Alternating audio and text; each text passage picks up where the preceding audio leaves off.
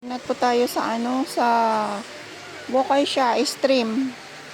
Wow, nature talaga dito. Alam niyo may isda dyan. Nakita ko kanina. Tapos ayan, dito na tayo pupunta. Ayan, may mga kababayan na natin doon nakarating na sila at kumakain. Oh. Ayan. Wow, nature tayo ngayon. Ito yung daanan natin.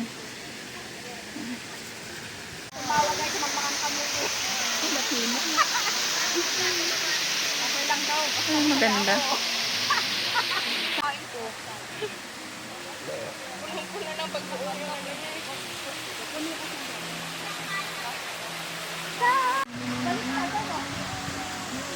Yan, maganda dito. Ano siya? Maliit lang na stream. Magandang weather ngayon.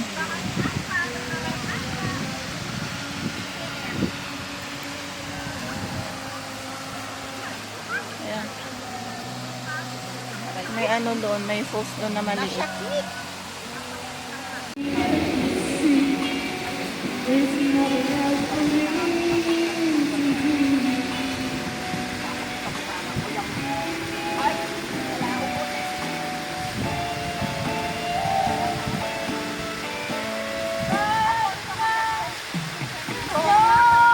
Dito ako. Ayan siya. Ayan yung stream. Pwede kang ano dyan maligo. Doon. Mas pangit pag front cam. Ayan.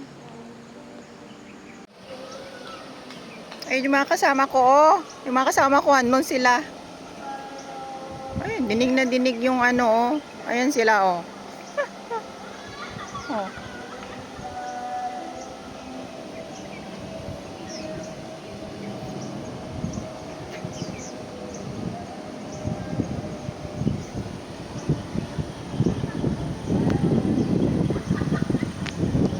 Ay, ang ganda ng dito, oh. Ayan siya.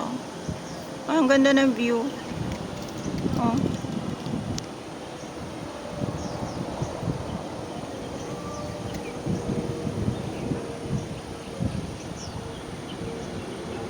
Ayan yung tubig, oh. Tingnan nyo.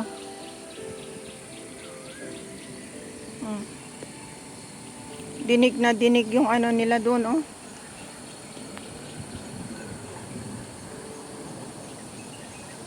Ayan siya, ang ganda.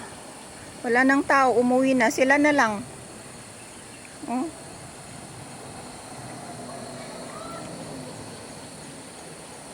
Nandito ako sa may stream. Nakalimutan ko yung stream na to. Part ng ito, Bocaysha. Ngawu Reservoir. Ay, Ngawu Reservoir pala ito? Opo. Ganun ba? Pero ang ganda. Nag-hiking ako doon ng 30 minutes. Ganda dito sa ilalim ng puno. Ayan siya. Alam nyo may mga upuan dyan. Sa ilalim ng puting ilaw. Ay, may pa pala dyan, oh. May lubid, oh. Pwede kang doon, oh. Pag nag-swimming ka, pwede kang doon. Ba yan? Mag-dive. Nakita nyo ba yung tali? Ayan siya, oh. Ang galing. Eto, G. Hindi ko alam to. Andun sila, oh. Ayan, mga kasama ko andun, oh. Yun, mga kasama ko. Yan sila. Yan. Yun. Naligo pa sila. Naligo pa. Nature dito, oh, wow. Ang oras na. 5:30 na ng gabi, oh. Ang ganda. Ma-ocean daw yan na na bundok. Minta.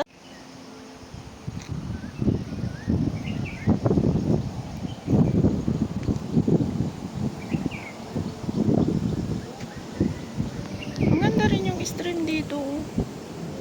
Ayan siya. Ayan yung continue pababa. Galing dun sa taas.